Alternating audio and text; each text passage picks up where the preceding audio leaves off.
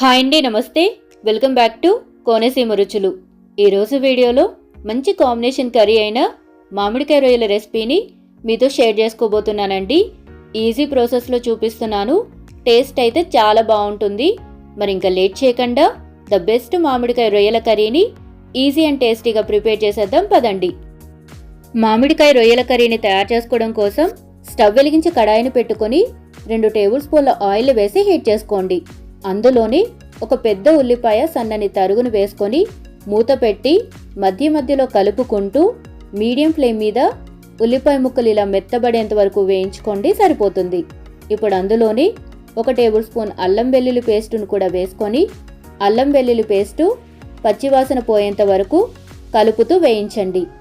అల్లం వెల్లుల్లి పేస్టు కూడా బాగా వేగాక క్లీన్ చేసి ఉంచుకున్న 1/2 కేజీ పచ్చి రొయ్యలు తీసుకుని వేసుకోండి. అందులోని 1/2 టేబుల్ స్పూన్ పసుపు, రుచికి సరిపడ ఉప్పు, 4 పచ్చిమిర్చి, 1 రెబ్బ కరివేపాకును కూడా వేసుకొని ఒకసారి కలుపుకొని మూత పెట్టి మీడియం ఫ్లేమ్ మీద మధ్య మధ్యలో కలుపుతూ రొయ్యల్ని ఉడికించుకోవాలి. 5-6 నిమిషాల పాటు రొయ్యల్ని ఇలా వేయిస్తే రొయ్యలు ఇలా కొంచెం గట్టిపడి కలర్ చేంజ్ అవుతాయండి. ఇలా ఉడికితే రొయ్యలు పర్ఫెక్ట్గా ఉడికినట్లే.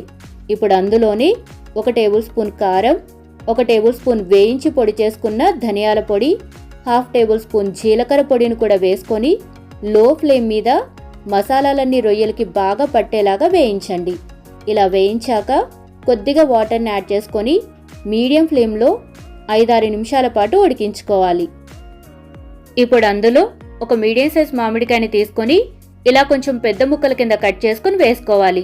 మామిడికాయ ముక్కల్ని చిన్నగా కట్ చేసుకుని వేసుకుంటే గ్రేవీలో మెల్ట్ అయిపోతాయండి. అదే ఇలా కొంచెం పెద్దగా కట్ చేసుకుని వేసుకుంటే తినేటప్పుడు బాగుంటాయి. మామిడికాయ ముక్కలు వేసుకున్నాక మంటని లో ఫ్లేమ్లోకి పెట్టుకుని ఉడికించుకోవాలి. గ్రేవీ కొంచెం చిక్కబడి మామిడికాయ ముక్కలు మెత్తగా ఉడికాక 1/2 టేబుల్ స్పూన్ గరం మసాలాని కూడా వేసుకొని మరొకసారి కలుపుకొని మరొక 2 నిమిషాల పాటు లో ఫ్లేమ్ మీద ఉడికించుకొని చివరిగా సన్నగా తరిగిన కొత్తిమీరని చల్లుకొని స్టవ్ ఆఫ్ చేసేయండి.